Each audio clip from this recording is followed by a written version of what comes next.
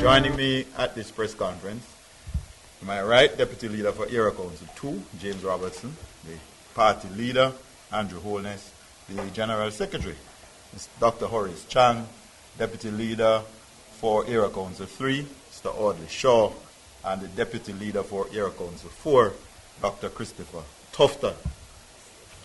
The seminar today is the second seminar the party is having since the new party year started in November. We had an officers' retreat a couple of weeks ago, and then having fleshed out the standing committee, we are having a standing committee retreat to work out a party work program for the year.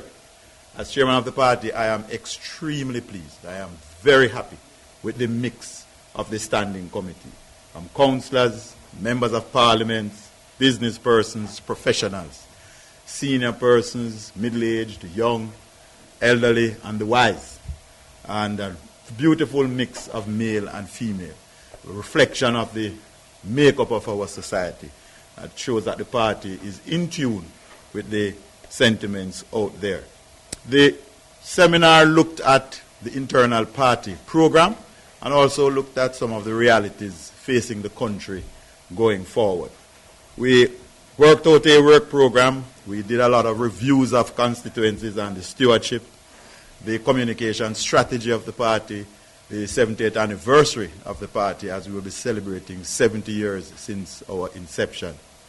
On the outside, we had a very serious look at the economy, and we looked as a party, the party that is known for managing the economy properly over the years, looked at strategies for growth in our economy so that our economy can produce the necessary results to protect the poor, to provide, for example, universal access to health care and access to education. We looked at the situation, and others will go further into that, but where we are with our economy, we know that many persons in Jamaica, the poor and the vulnerable, many times are living in harsh and serious conditions. And the Jamaica Labour Party wishes to make it absolutely clear that we stand with the poor and we support policies that will ease the pressures on them. And as we go forward as a nation, we want to make sure and to insist that the poor in the society is properly protected and the hard-fought gains of our workers are not thrown away. We also noted the lack of leadership, the lack of trust, and that is there in current government in the way they have mismanaged their time in office. I am going to ask the General Secretary at this time to expand more on the internal workings of the seminar as it affects the party.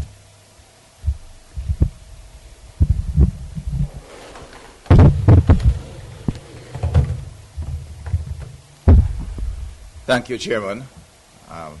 Welcome to the members of the media. Today, as indicated, this is the second of a series of seminars by the Jamaica Labour Party. The first, the office of the party, took place in Otrios some 2 weeks ago.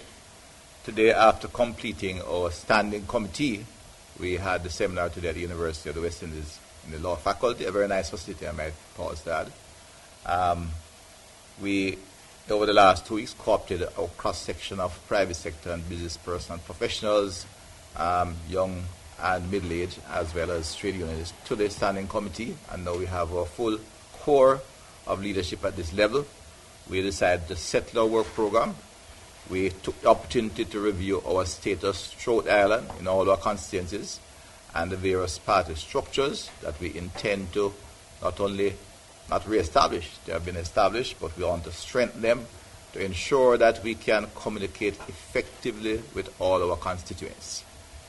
It is critical that as a party, the country understands what we are doing, that our party members know what we are doing, and that we can effectively communicate our message. In fact, this has been one of our considered weaknesses as a party. We intend to correct that. We are a party that was founded to provide socio-economic opportunities for all Jamaicans, and we have to communicate this message at a critical time. Others will speak to the economic problems, but The Jamaicans are looking for political leadership at this point in time. And Jamaica Labour Party intends to ensure that our message gets across and that the people of Jamaica can see that we have not only an effective machinery, but the quality of our leadership is capable of providing the kind of leadership we need at crisis time. And it will obviously involve getting out to engage a wider cross-section of the community. Indeed, you will find that more seminars of this sort and meetings of this kind will take place at other venues in the island, not only for a one-day sit-down, but to engage the sector interests in these areas, that indeed the community and the wider Jamaican population will understand that Jamaica Labour Party not only has the capacity to lead, to provide management, but is in tune with the political needs of the country and is ready to lead. We are aware in our democracy that the PNP has time at its hands, but the country does not have time. It needs to see the kind of leadership that is available as an alternative to this government, which as a government is failing the people of Jamaica in every way.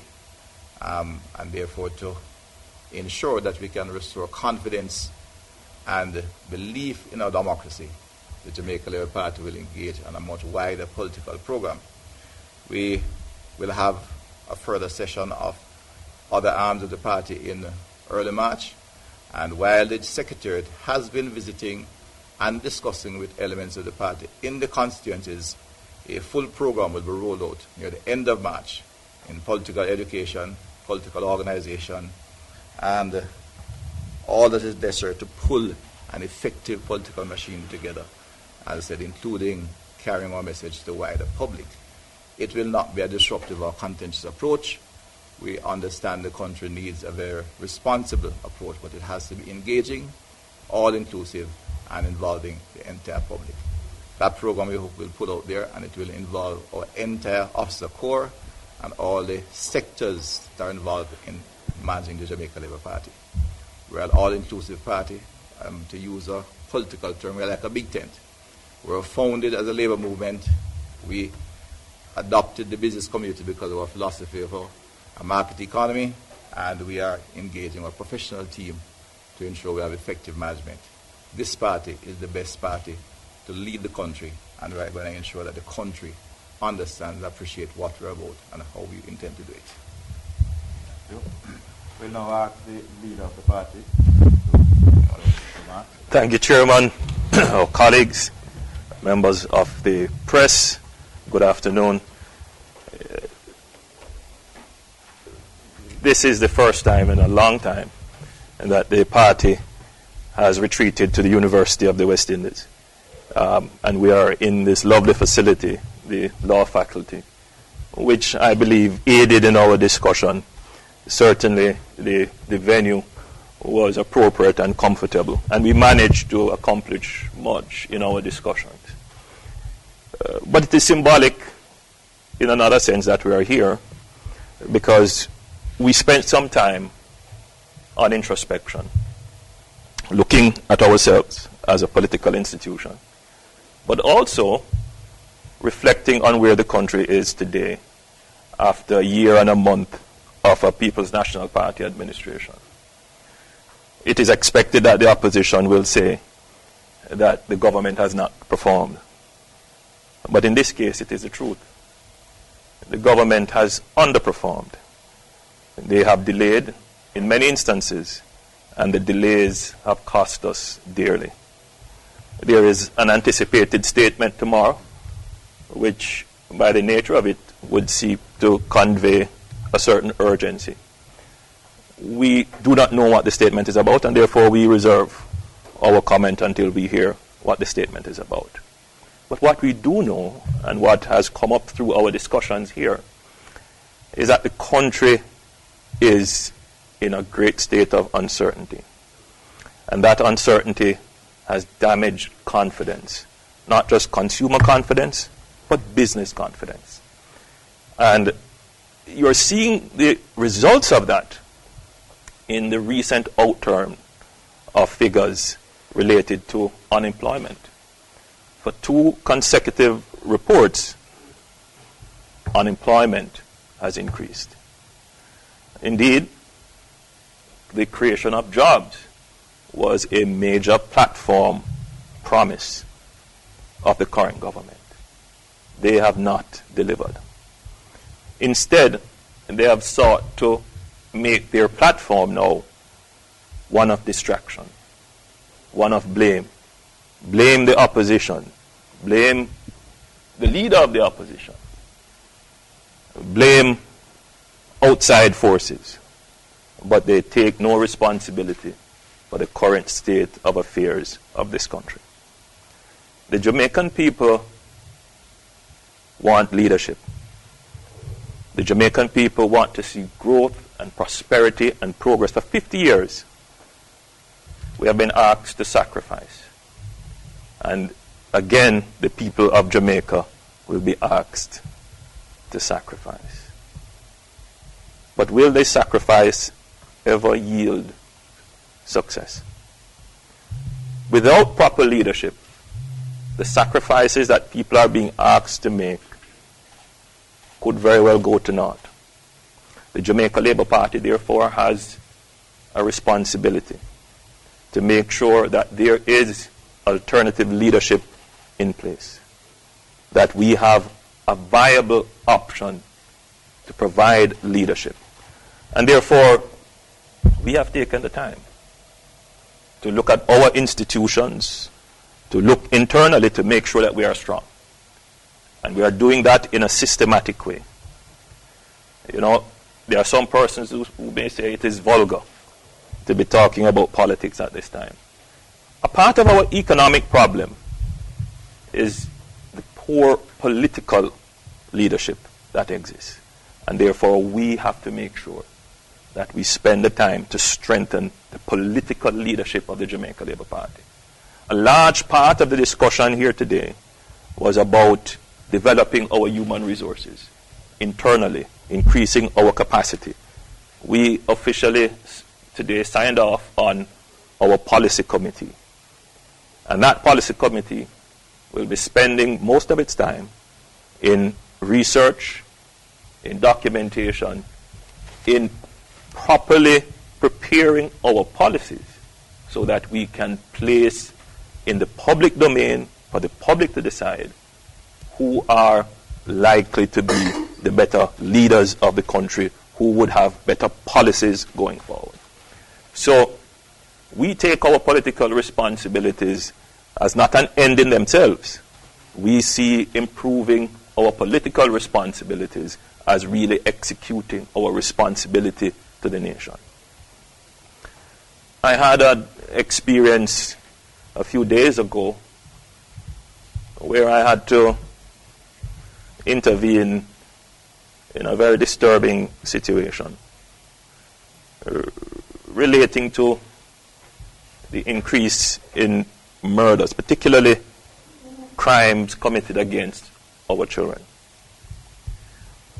And I want to use this platform again to make an appeal. Shifting topics now. To those who would seek to abuse, mistreat, and commit crimes against our children.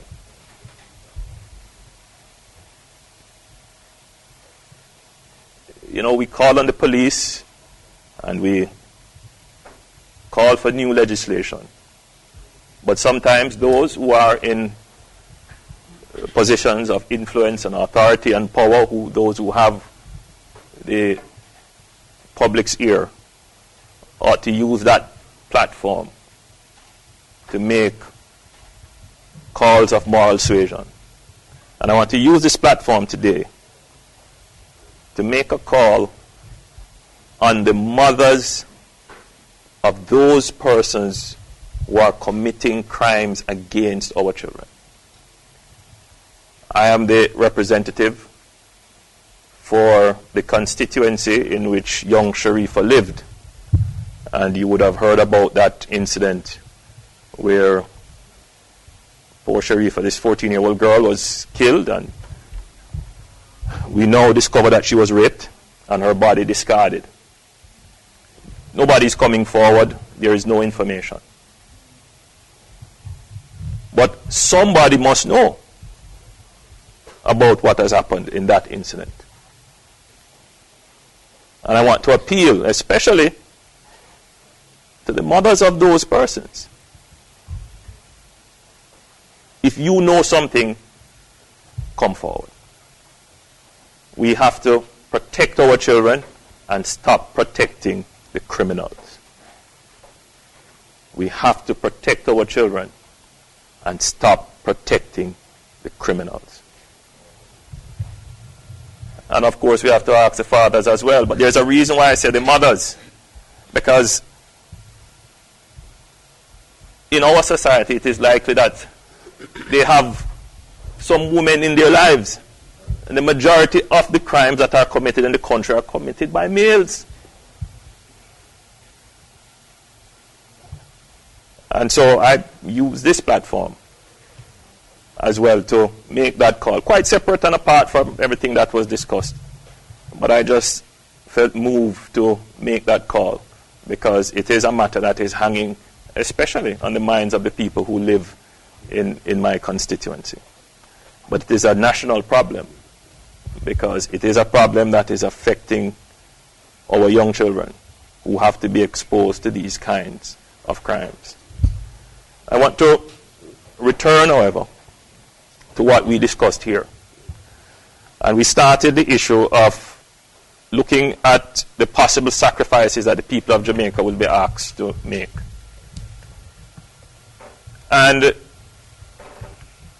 we would like to refresh the call that if the people of Jamaica are going to be asked to sacrifice once again, the government must show good faith in that sacrifice. They must cut the size of their cabinet.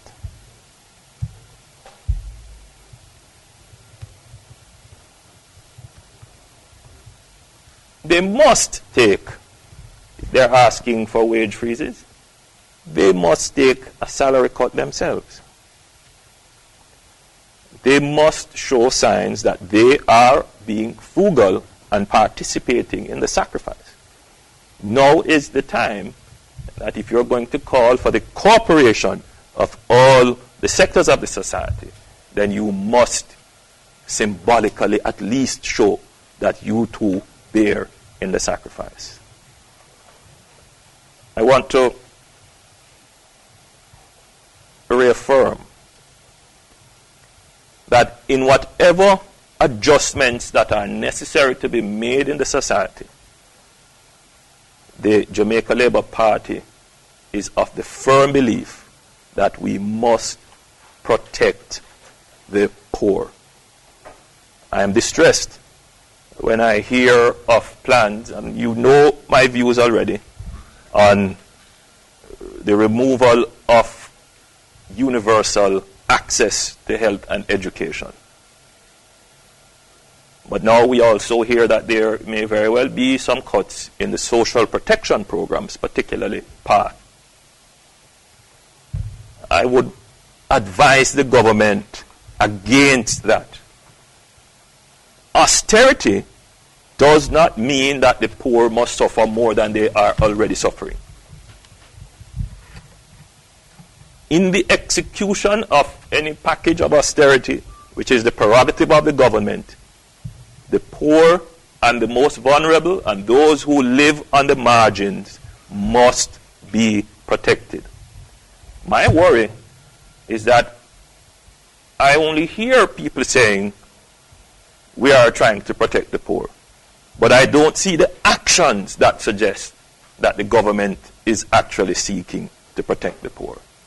And the role of the opposition is to be that vocal voice, that watchdog, to make sure that the poor is protected. And we have been doing it in such a way that we are not in any way, shape, or form affecting the government's reform program or the government trying to seal a deal with the IMF.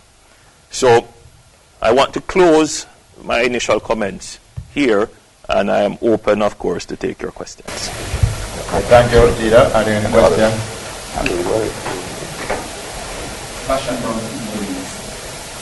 referring to the national broadcast to come on Monday, the government has decided to join the approach. What do you make of that?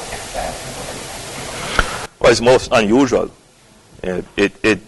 You would do that if there was a need to dissuade a view that there was a difference in opinion between the Prime Minister and the Minister of Finance. Otherwise, there is no need to do it. The Prime Minister speaks on behalf of our government.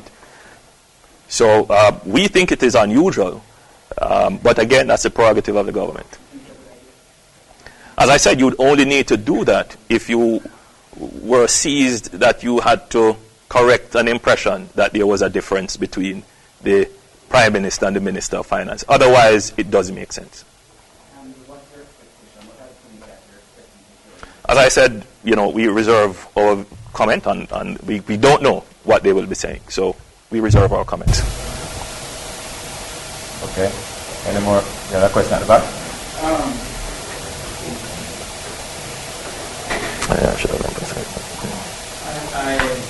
I hear you that you don't know what is our you want to hear but what is it that the people of Jamaica need to hear from the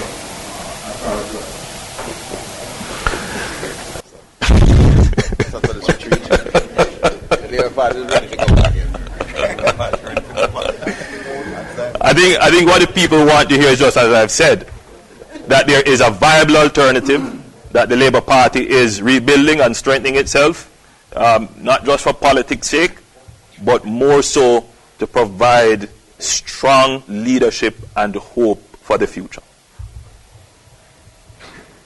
Mr. Shaw? Well, I think I'd add to what the leader has said, that to answer that kind of a curveball question there. I think that, the people of the country need to hear from the government about the state of the economy, that after the Labour Party handed over government a year or 11 months or 13 months ago, we left a stable exchange rate for over 2 years. We left, in fact, we left record gross foreign exchange amounts of funds in the accounts. Some $2.8 billion of foreign exchange, gross reserves. That was coming from another record that was set, where we had NIR at a record $2.6 billion. The NIR was $2 billion, and funds in the Bank of Jamaica through the IMF were over 800 million, so gross reserves of $2.8 billion were there. Interest rates were at an all-time low. Mortgage rates were, in some cases, below 10%. Prices were under control. The economy began to grow again by 1.3%. Same level as the United States, or just a little bit better than the United States for 2011. Now, after 13 months, what we have seen here, and this is what the government will have to address, this is what they have to address tomorrow night. After 13 months, what have we seen? We have seen the net international reserves decline, cut in half to $1 billion US. It is now below the standard benchmark rate of 13 weeks of imports. It's now at 11 weeks of imports.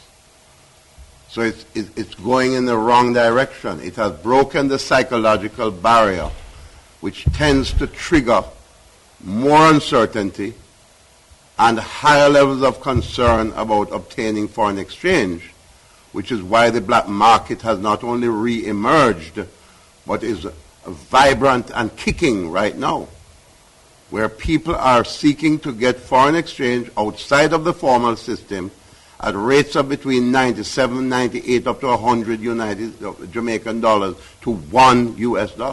That is what is happening now. Prices, as a result of this instability, are going in the wrong direction again. a pound of chicken back has more than doubled in price over these past 13 months. And that's a very and is good now barometer. heading to $100 a pound for chicken back. It was $40 a pound when we handed over the government. And what has happened is that over the past 4 quarters in 2012, there has been no growth in the economy. Interest rates are edging back up again. One person told me that he was able to have a car loan for 11% when we were in power.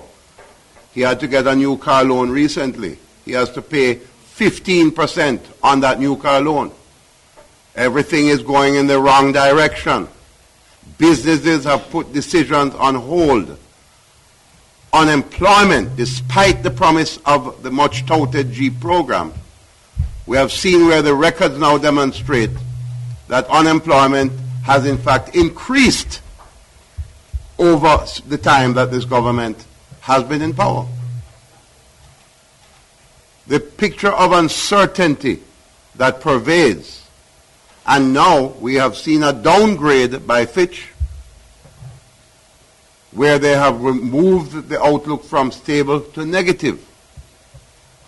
And worse than that is the plunging consumer and business and investor confidence in the country. So what my take on your question would be, my dear sir, is that the government has a duty and a responsibility to come to the country tomorrow night, not with any political statement of platitudes.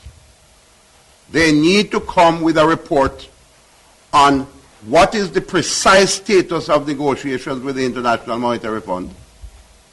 They need to come with firm, specific, measurable performance objectives of how they are going to achieve the prior action requirements of the IMF in order to secure an agreement.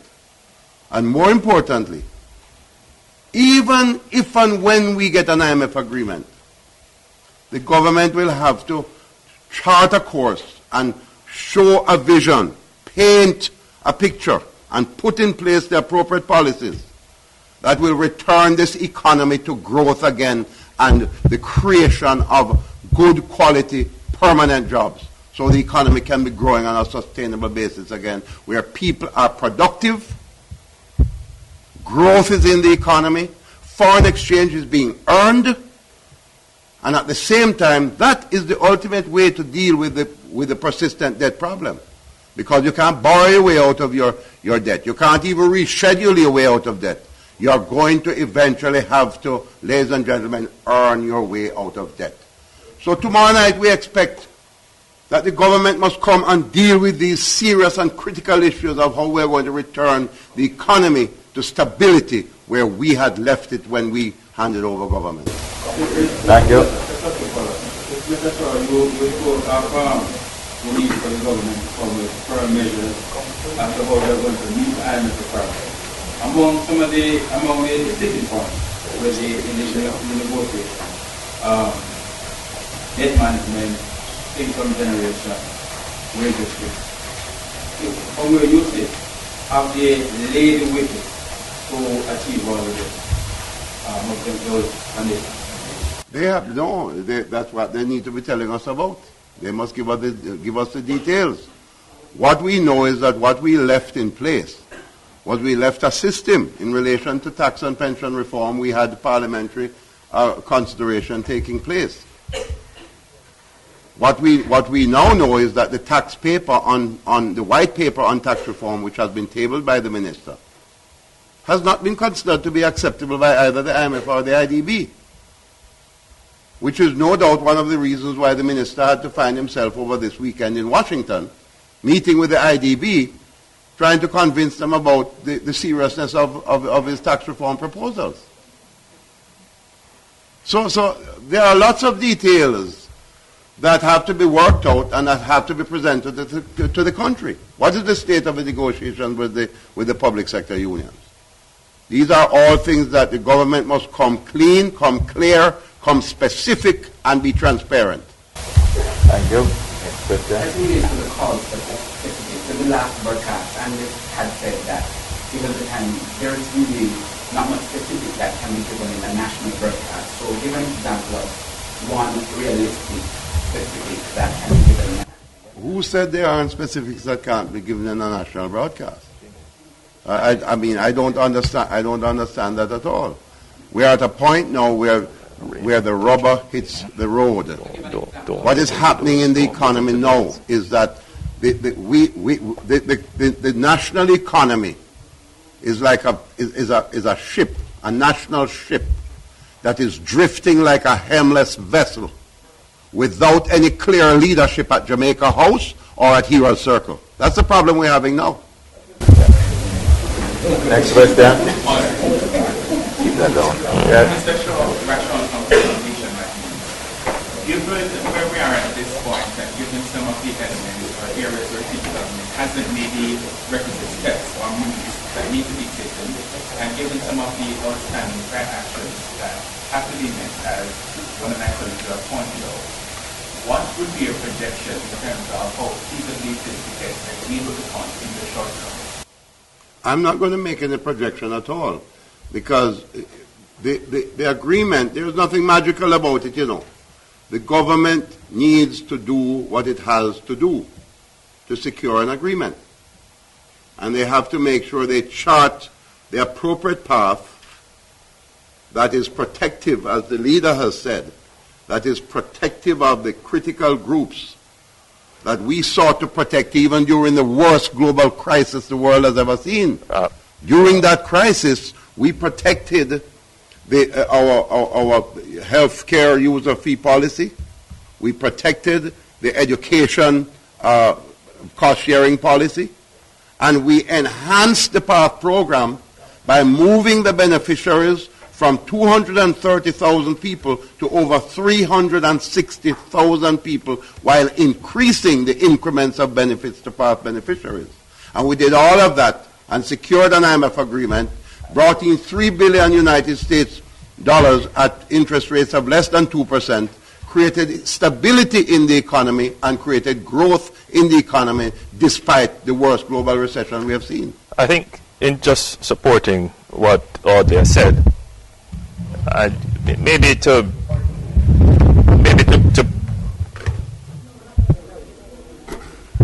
bring a different perspective. I believe it is now seeping into the national consciousness that an IMF deal is not the final solution to Jamaica's problems. Even after an IMF deal is secured, the government has to, if it does carry out the prior actions, would still have to maintain a course of agreed actions. The commitment, the will of the government to carry that through is yet to be seen.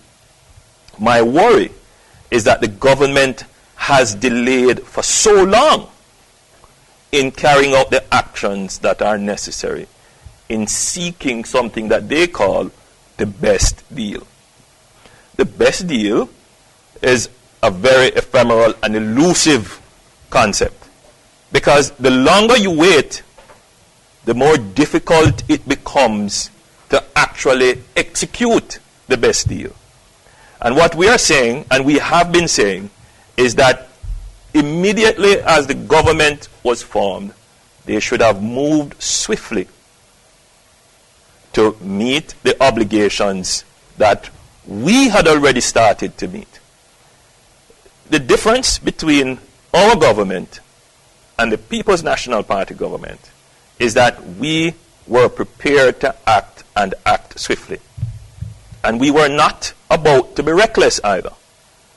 We recognized that you could not implement purely a program of austerity without focusing on growth. We recognized that you could not put in place purely a program of critical structural reforms without protecting the poor. So we set up the framework in trying to balance structural reform, achieving growth, protecting the poor. And we believe that we had a policy framework that would have done this. We said to the nation that immediately if we had won the elections, we would have revised the PATH program, and you ask about specifics, to ensure that we adequately captured all the persons in the society who would be in need of some form of state support by virtue of any structural reforms that would have been undertaken. Hence, in our budget presentation last year, we pointed out that we would have gone with social protection reform and then tax reform, because the sequencing of the policies are equally important. But the important thing is that we would have acted. The present government faces a credibility crisis because they have not acted. That's the real issue. It is the government that needs to secure the IMF deal. It's not the IMF that is going to give them a deal. And I think the country has to recognize this. The challenge that we face is a leadership challenge because the present government is not exercising the leadership to bring all the sector groups together, to have a conversation with the sectors of the society, with the vulnerable, with those who are business persons, with the working class, and point out a direction and a plan that people can believe in. That is the challenge. Thank you. We'll take one last question. Just one quick follow-up on that question. There's talk emerging of the possibility of getting something similar to a JLP that would make a better program. How feasible do you think that would be in the environment that we are and how beneficial would be to government as well? I'm not going to comment on that. Let's hear what the government has to say. The minister did say in a press conference he gave some weeks ago, he mentioned in an oblique and vague way the issue of a liability management program. So let's see what he comes with. And when I get the details and do the appropriate consultation with the stakeholders, I'll comment at that time. All right, although we said the last question, a gentleman at the back, anxious to... Mr. Warren, you said just now in a conference that the country needs to know that there is a credible alternative to the law. But immediately after the elections last year, you announced that the independent review panel was set up to look at the whole organization. And the country has not heard... Let's get some points of fact, right? The panel was set up in May, right? So it's not immediately after. So in May, that's right. And not quite. Right. So in fact, I'm glad you asked the question because, and I'm so happy that there is so much interest in the report because it shows that people really want to see what is happening in the party and what the party is doing to reform itself. I have just carried with me a copy of the first draft, which we had preliminary discussions on today at the Standing Committee retreat.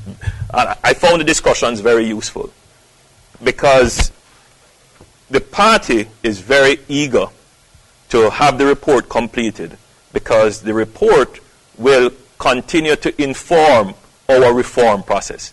We have already started our reform process, but we want to see what independent sources think of the party. We want to show the country that we are a learning party, that we embrace our experiences, we embrace our history, and we are doing what is necessary to make the party stronger.